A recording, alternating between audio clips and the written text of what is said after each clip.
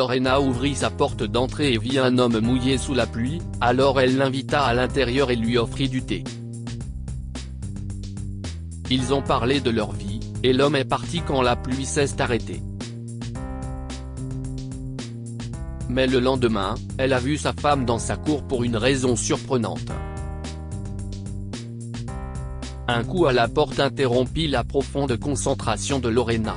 Elle avait travaillé sur son ordinateur toute la journée et n'avait même pas remarqué qu'il avait commencé à pleuvoir.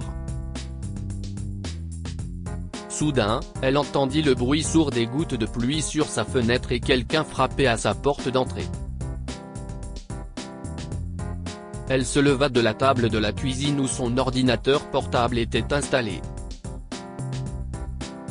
Elle alla répondre à la porte et découvrit un homme à l'extérieur, trempé de la tête aux pieds par la pluie. Sa maison n'avait ni véranda ni auvent, il n'y avait donc absolument aucun abri pour lui. « Madame, je sais que si est très étrange, mais y a-t-il une chance que je puisse rester ici jusqu'à ce que la pluie s'arrête ?» demanda l'homme étrange, qui avait les bras croisés à cause du froid. C'était la saison des pluies à Seattle, et la température avait chuté, donc Lorena ne pouvait pas lui dire non. « Oui, bien sûr. Entrez, monsieur, dit-elle, inquiète de ce qu'elle faisait.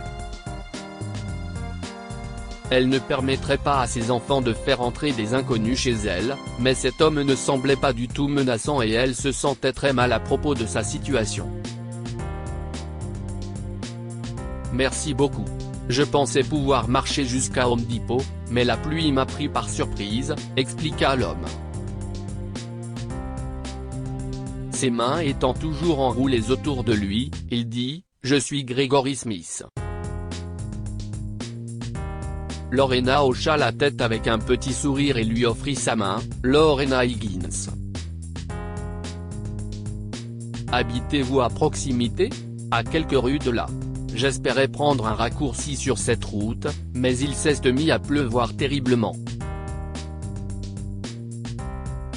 J'espère que je ne vous dérange pas, » continua-t-il avec un sourire poli.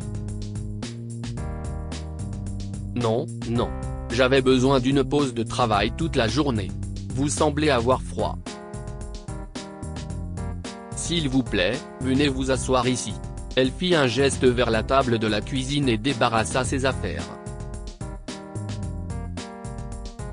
Elle les emmena dans sa chambre où elle trouva une serviette propre à remettre à Gregory. Gregory prit la serviette avec gratitude et elle commença à lui faire du thé. « Oh, madame. Vous n'avez vraiment pas à faire ça. J'interromps déjà votre journée, » dit-il. « Non, non, » elle secoua à nouveau la tête. « En fait, j'ai aussi envie de thé, et si est-il le temps idéal pour cela. De plus, le thé est idéal pour la conversation, ce dont j'ai cruellement envie. » « Vous vivez seul ? » demanda-t-il curieusement. « Non, j'ai 4 enfants. Ils sont tous à l'école en ce moment, et je n'aille pas à aller les chercher parce qu'ils prennent le bus, » continua Lorena. « Mais ma vie est un peu délicate en ce moment. Si est comme si nous nous étions installés malgré les choses qui se sont passées, et je ne suis jamais seul parce que vous ne pouvez pas être seul avec 4 enfants. Mais je me sens toujours seul, vous savez ?» Gregory hocha la tête en signe de compréhension. « Je pense que je comprends.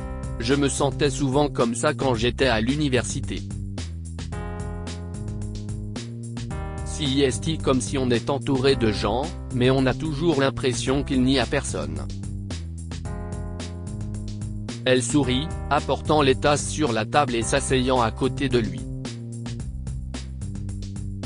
Exactement. Si est un sentiment fou. Mais si est très réel. Parfois, ma femme, Ona, et moi, nous nous sentons toujours comme ça. Avec nos enfants loin de l'université, nous nous sentons seuls. Je pense que cela s'appelle le syndrome du nid vide, a révélé Grégory. Ils ont continué à parler davantage de leur famille, et les minutes se sont écoulées. Soudain, Grégory eut une pensée. Je voulais demander quelque chose. Vous avez mentionné plus tôt que vous et vos enfants étiez en train de vous installer. Qu'est-ce que cela voulait dire? Ah, oui. Mon mari est mort il y a quelques années, d'un cancer, et mes enfants étaient assez grands pour comprendre tout ce qui se passait, alors il leur manquait comme un fou. Puis d'autres événements se sont produits, et c'était mouvementé. J'essayais de les consoler tout en pleurant en cachette. Ne vous méprenez pas. Je suis contente que les choses se soient arrangées avec eux. Ils sont incroyables et résistants. Mais maintenant, je me sens juste seul et perdu.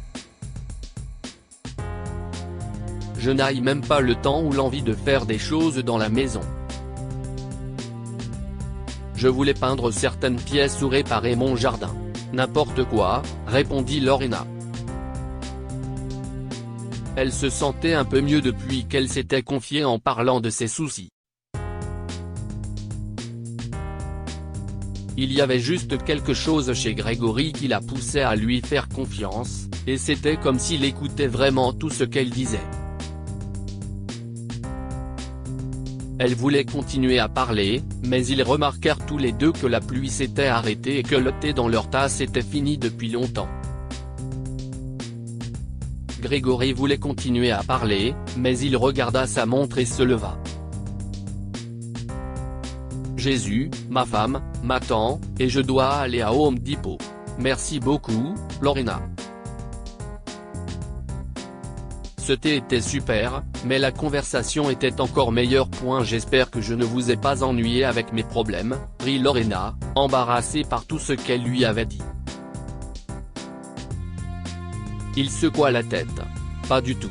Vous me donniez un abri. Le moins que je puisse faire était d'écouter et d'essayer d'apaiser vos inquiétudes.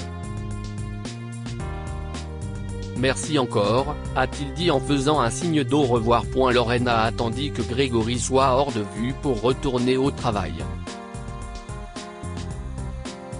Elle s'est sentie énergisée le reste de la journée après avoir évacué tous ses soucis. Elle a souri brillamment quand tous ses enfants bruyants sont rentrés de l'école. Le reste de leur soirée fut fantastique, avec Lorena de si bonne humeur. Le lendemain, Lorena travaillait depuis son canapé quand elle a jeté un coup d'œil par la fenêtre pour voir si Grégory passerait.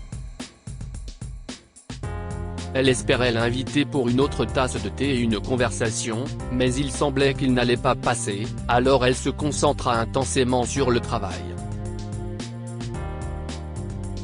Soudain, le bruit d'un râteau attira son attention. Ses yeux allèrent à sa fenêtre, et étonnamment, il y avait une femme dans son jardin, ramassant de vieilles feuilles avec le râteau.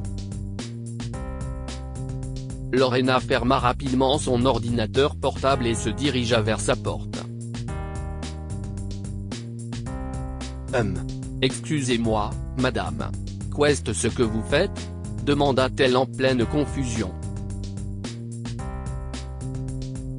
La femme dans sa cour portait des vêtements de jardinage avec un chapeau de paille. Elle se leva, sourit brillamment à Lorena et releva son couvre-chef. « Êtes-vous Lorena ?»« Oui. » répondit-elle, mais s'interrompit comme si elle posait une question. Si est tellement agréable de vous rencontrer. Je suis Ona, l'épouse de Grégory. Dit la femme, et Lorena lui rendit son sourire.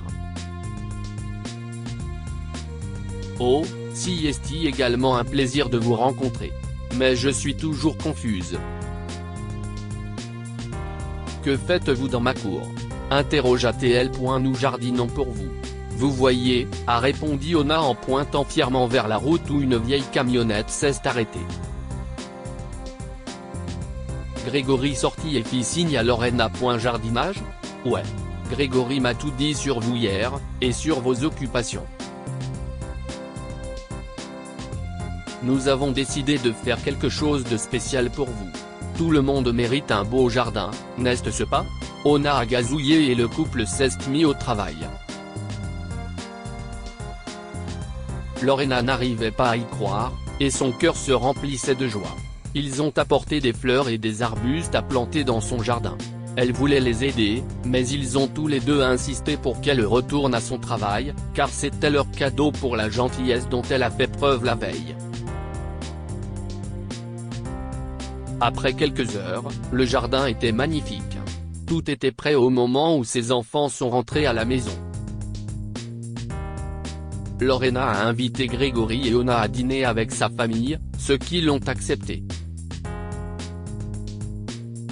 Par la suite, ils sont devenus des amis proches et Ona a proposé de faire du babysitting, ce qui a été une bénédiction pour la mère veuve de 4 enfants. Lorena n'a jamais regretté d'avoir laissé un étranger entrer chez elle parce qu'elle a fini par se faire un ami, mais elle a quand même appris à ses enfants à faire attention. Que pouvons-nous apprendre de cette histoire? La gentillesse est mieux récompensée en gentillesse. Lorena a abrité un homme de la pluie, et il est revenu avec sa femme pour réaménager son jardin en guise de remerciement. Parfois, vous avez juste besoin de parler à quelqu'un et de sympathiser avec lui. Lorena se sentait seule malgré le fait que sa vie avait repris après la mort de son mari. Grégory l'a écoutée et lui a offert du réconfort, ce qui a changé son état d'esprit ce jour-là. Partagez cette histoire avec vos amis. Cela pourrait égayer leur journée et les inspirer. Cette histoire est inspirée de la vie quotidienne de nos lecteurs et rédigée par un écrivain professionnel. Toute ressemblance avec de véritables noms ou lieux est une pure coïncidence. Toutes les images sont utilisées uniquement à des fins d'illustration. Partagez votre histoire avec nous. Elle changera peut-être la vie de quelqu'un. Si vous souhaitez partager votre histoire, envoyez-nous un mail à info@amomama.com.